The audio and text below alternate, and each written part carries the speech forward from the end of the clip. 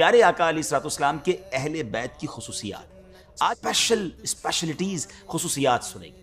اہل بیت کرام کی پہلی خصوصیت تو یہ ہے کہ ان پر صدقہ و زکوٰۃ لینا حرام ہے۔ آپ علیہ الصلوۃ والسلام کے ایک چچا زاد بھائی ہیں ربیہ بن حارث، ایک مرتبہ یہ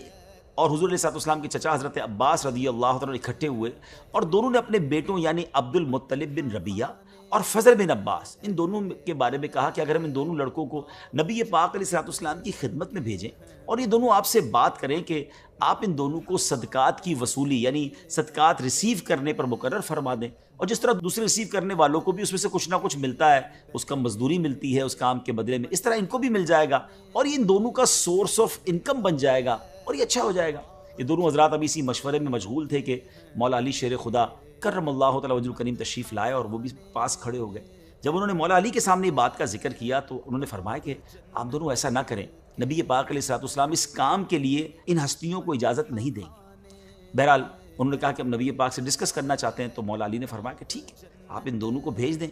سو حضرت عبد المطلب بن ربیہ اور حضرت فضل بن عباس رضی اللہ تعالیٰ عنہما یہ دونوں وہاں سے چلے آئے۔ اب ظہر کی نماز کا وقت تھا، پیارے آقا علیہ الصلوۃ والسلام نے ظہر ادا فرمائی تو یہ دونوں صحابہ آپ سے پہلے آپ کے حجرے کے قریب پہنچ گئے۔ اب یہ پاک تشریف لائے تو اپنائیت کے طور پر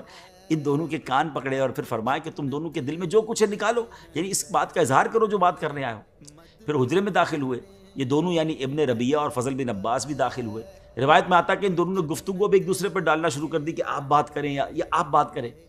بہرحال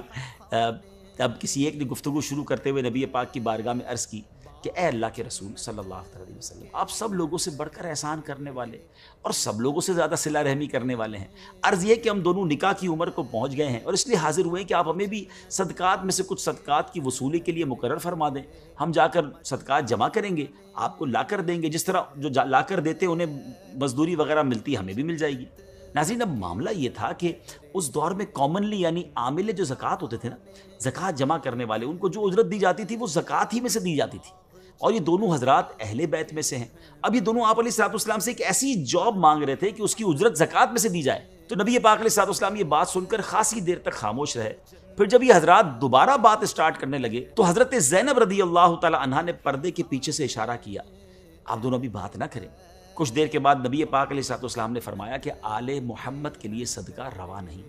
یہ تو لوگوں کے مال کا میل کچیل ہے۔ اس کے بعد نبی پاک علیہ الصلوۃ والسلام نے حضرت محمیہ رضی اللہ تعالیٰ عنہ کو بلایا۔ حضرت محمیہ خمس یعنی غنیمت کے 5ویں حصے پر مامور تھے، آپ نے انہیں بلایا اور ساتھ حضرت نوفل بن حارث رضی اللہ تعالیٰ عنہ کو بھی بلایا۔ جب یہ دونوں نبی پاک کی بارگاہ میں آ گئے تو حضرت محمیہ رضی اللہ تعالیٰ عنہ سے کہا کہ فضل بن عباس سے اپنی بیٹی کا نکاح کر دو، اور نوفل بن حارث رضی اللہ تعالیٰ عنہ سے کہا کہ تم ابن ربیہ سے اپنی بیٹی کا نکاح کر دو۔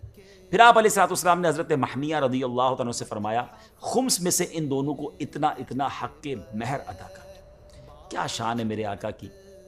کہ مسئلہ بھی حل فرما دیا اور تربیت بھی فرما دی۔ اس قسم کی اور بھی بہت سی روایتیں جو ہمیں بتاتی ہیں کہ اہل بیت کرام ہاشمیوں کے لیے صدقات واجبہ اور زکوٰۃ حرام ہے۔ پیارے آقا علیہ الصلوۃ والسلام نے فرمایا اے بنو ہاشم، بے شک اللہ تعالیٰ نے تم پر لوگوں کا دھون، ان کے اوساخ یعنی میل حرام فرمائے ہیں، اور تمہارے لیے اس کے بدلے غنیمت کا 5واں حصہ مقرر فرمایا۔